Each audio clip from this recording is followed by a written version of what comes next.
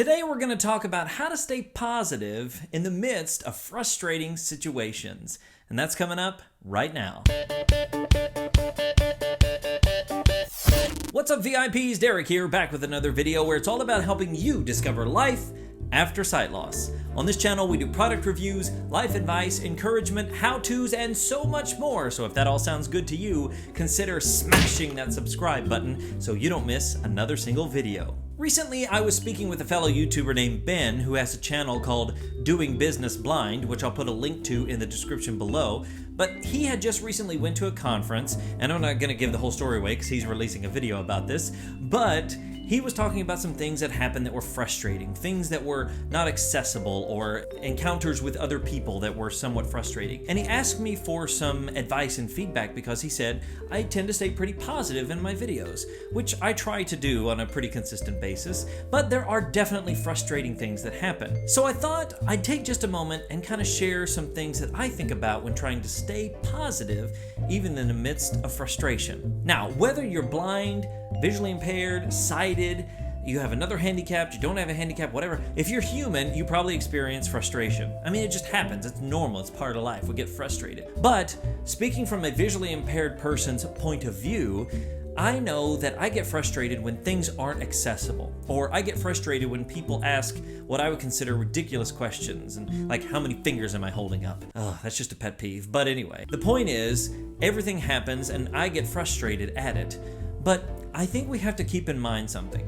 A lot of times in those situations, we're reacting to the fact, especially when it's something that's not accessible, to the fact that we're blind, to the fact that we have a vision impairment. Especially if you were sighted for a long time and then you just recently lost your sight. It can be very frustrating because it brings up all that stuff in you that this world that you live in now is a little bit different. This thing that you had experienced one way, you have to experience a brand new way, and that can be frustrating in and of itself. So we have to respond to those situations with the understanding that we're probably less frustrated at the person and more frustrated at the fact that we can't see any longer. And again, that goes into a whole nother realm of things of dealing with it, struggling through emotions, and that whole sort of thing, and we'll save that for another time. But just keeping that in mind, that you're probably reacting to the fact that you can't see anymore, and life has now changed, and it's difficult, which is totally understandable. But another thing to keep in mind is, what are you going to do with those situations? Some situations are just difficult and it's frustrating and you can't overcome them.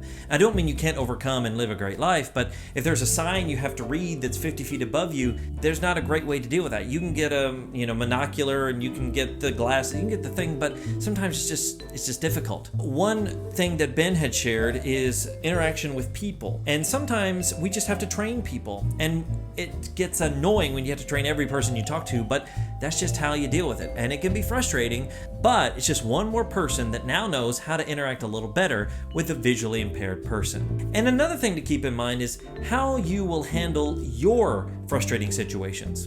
A good example of this is if a theater has audio description or not. So you go to the movies, you walk up to the counter and you say, hey, I'd like the audio description, which the first frustration is they usually try to give you the one that's closed captioning, and that's not the one you want. I always do clarify and say, oh, no, I need the one that describes the actions. But then they say, I'm sorry, we don't have that, or I'm sorry, our system is down. So you have to decide what you're going to do. In my area, there's two main theaters. One of them has audio description consistently, and it always works very well, and the people always know what it is. The other theater has it, but the system's not very consistent, not reliable, and the people are kind of unsure what the deal is. So what do I do in that situation? Do I go to the one that doesn't have it and advocate and say, you need to get this, and what can we do, and make a big fuss? Or do I go to the one that has it and don't make any sort of deal? Well, for me, I go to the one that has it. They also have good nacho cheese, so that kind of helps. I'm not going to be the one to go and just make a big fuss at this other place. However, you might be the kind of person who's like, well, I want to go make a big fuss. I want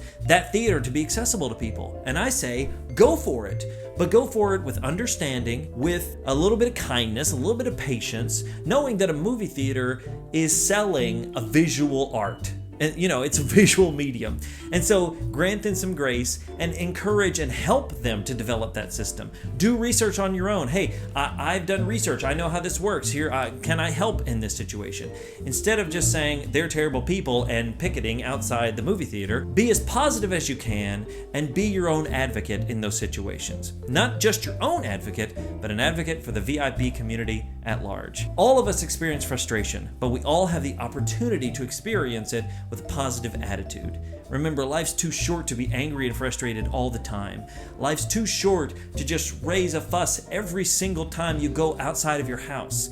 So I encourage you to try to do your best to be positive. Look, we can't all be positive 24/7. I get it. This is a video, you're seeing the positive side of me, but I definitely have situations where I get frustrated, I get angry, and in reality, it's a lot because I'm visually impaired and I'm still dealing with that after 15 years. It doesn't matter whether you lost it 6 months ago, 6 years ago, or 60 years ago. We all struggle from time to time, and that's okay. Being frustrated is not a bad thing, but I encourage you to handle it with as positive as an attitude as you possibly can. Hey, how do you handle frustrating situations? Do you go to the one that has audio description, or do you go and be an advocate at the one that doesn't? How do you handle it? How do you stay positive? I'd love to hear how you do it in the comments below. Whether you are visually impaired, whether you're sighted, no matter what the case is, share how you handle frustrating situations and how you stay positive in the midst of it in the comments below. Hey, I hope this video was encouraging to you. I hope you liked it. And if you did, I'd love for you to give it a big thumbs up and make sure to smash that subscribe button so you don't miss another single video. And until next time, my name's Derek, and I'll see you in the next one.